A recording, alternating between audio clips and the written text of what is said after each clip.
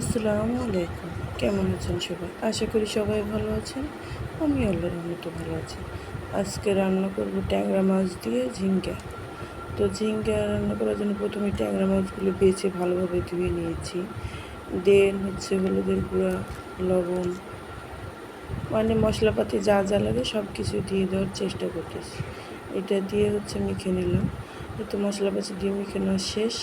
কড়াইতে এক বুঝি তেল দিয়ে দিলাম। এরকম ধোয়া ওঠা গরম তেল হলেই মাছটা ছেড়ে দিলাম। এটা চাষের ট্যাংরা, একটুও মজা না।